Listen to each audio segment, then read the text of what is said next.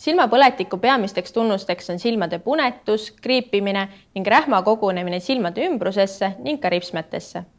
Silmapõletikke põhjustavad viirused, allergiad ning ka bakterid ja isegi kontaktläätsede vale kandmine. Vastupidiselt populaarsele arvamusele ravimid silmapõletikke ei põhjusta. Küll aga osad ravimid kuivatavad silma ning kuiv silm on lihtsalt põletikele tunduvalt vastuvõtlikum. Kui tundub, et silmapõletik hakkab tekkima, tuleks esialgu kasutada niisutavat silmatilka, mis sisaldab ka põletiku vastast komponenti. Kui sellest kasu pole, tuleks ikkagi pöörduda silmaarsti poole, kes siis diagnoosib ja kirjutab sobiva ravi. Lisaks on hästi oluline ka üldine hügieen, kuna silmapõletik võib esialgu saada alguse ühest silmast ning kanduda teise silma.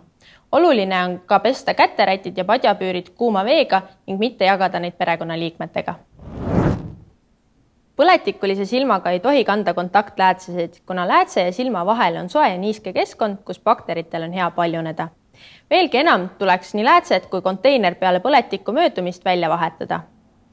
Põletikulise silmaga ei soovita ka kasutada kosmeetikat, kuna põletiku tekitajad võivad pintslile kanduda ning edaspidi sama pintslit kasutades on risk uuesti nakatuda. Põletikulise silmaga ei tohiks käia ka saunas ja basseinis, kuna nii võib teisi inimesi nakatada.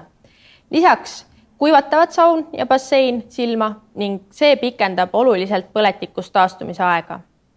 Kindlasti soovitan vaadata ka videot, kus räägin täpsemalt silmatilkadest.